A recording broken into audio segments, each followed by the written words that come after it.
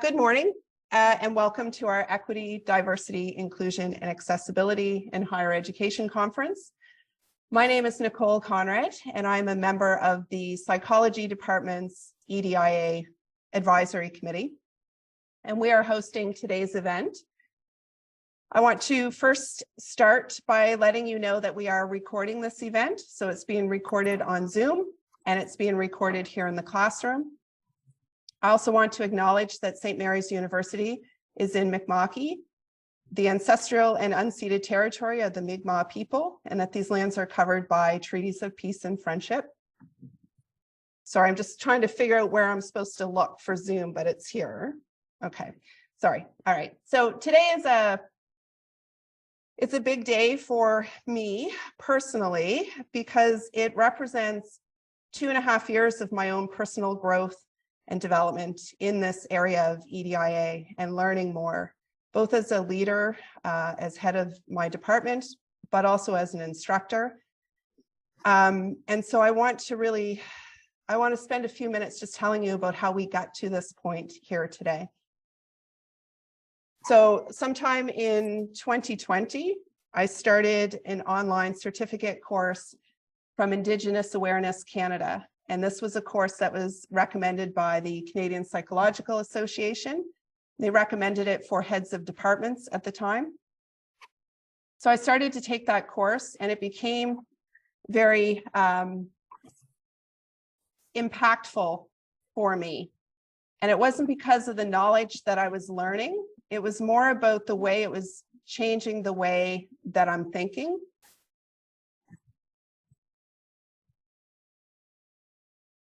So I was relearning history, Canadian history. I was relearning all of this stuff that I had already learned, but it was from a completely different perspective.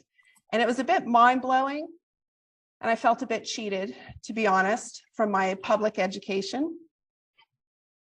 And as I was going through the course, what seemed to be happening, and this is really, really cheesy, but if you know me, you know that's okay. I felt like the thinking space in my head had always been this big. And these walls were starting to evaporate to reveal this much larger thinking space in my head. And I'm still trying to figure out, how do I use all of this extra space in my head now? All of these different angles and different perspectives that I didn't even know were there before.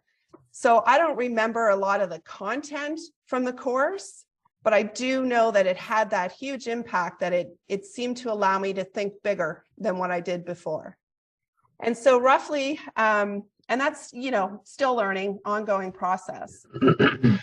But it was during that time that I was also, I learned of the killing of George Floyd by the police in Minneapolis. And that was obviously not the first Black man that I knew of who was killed by police, nor was it the last, but it was the one that prompted me to action.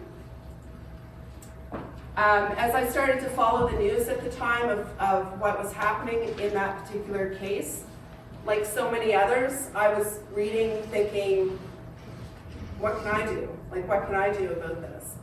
But then I realized I actually could do something, and I decided to take that little teeny tiny bit of power that I had as chair of the department, which is really small.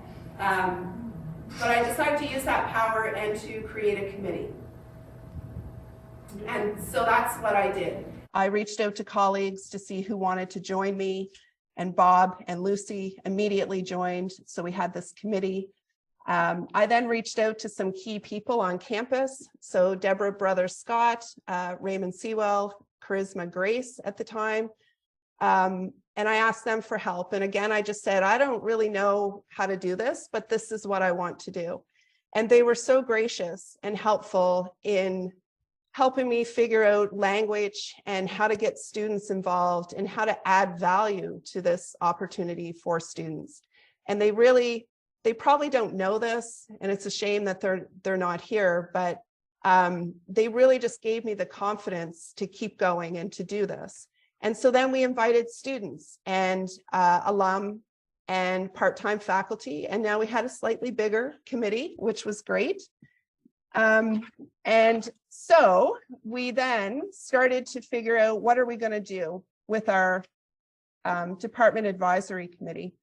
And we spent 2 years trying to figure out our role and what our priorities are. We did a very quick environmental scan of our department so that we could identify areas that we wanted to work in and to target to look more closely at. And we came up with 3 key areas or projects that we're working on. And today's event is one of those key areas. So for me, today is really 2 years of work to get to this point. And it took a big team to get here, obviously. We have a hybrid event today. So we have presentations through Zoom. We have presentations here in person. We have a lot of breadth in the presentations that we're going to see today. So we have talks about research studies. We have talks about resources and supports that are available. We have talks about lived experience here on campus. Just a little bit of how today is going to work. We have 2 moderators for every session, so 1 online and 1 here in the room. Those 2 moderators are going to work together to make sure that all questions are addressed and that we strictly stick to the time limits, so that's important. Online, we have Lucy Kosum and Bob Konopaski who are going to help moderate. And here in the classroom, it's going to be me.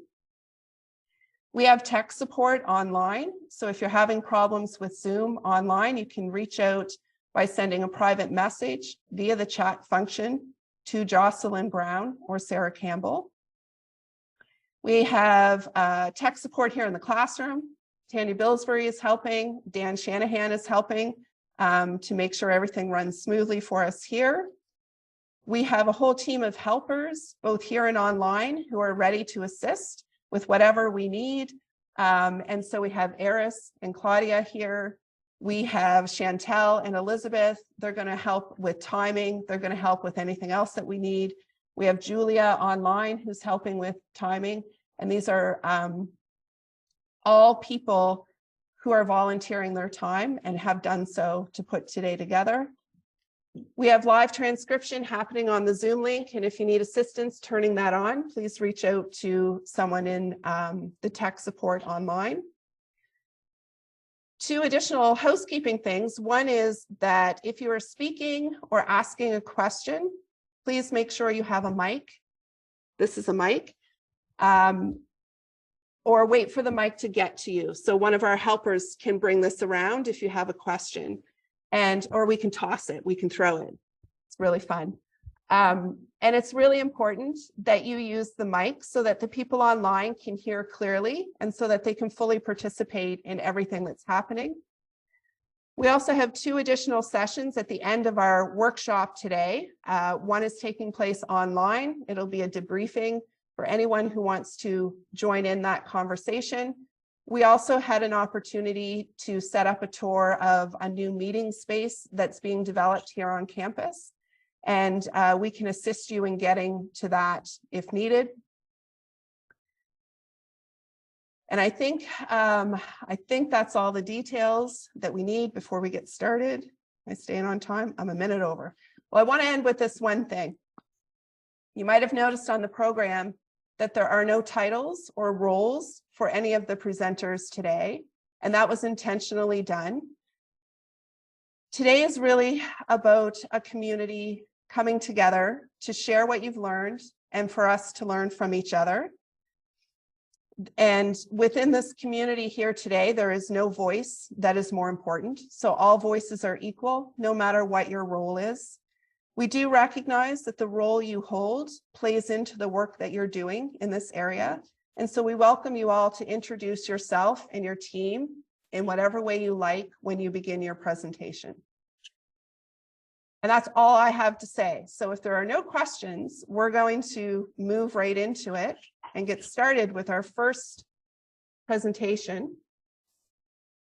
And this will be Becca Chater, Kate McHugh, and Jennifer Webb. And they're going to talk to us about universal design for learning.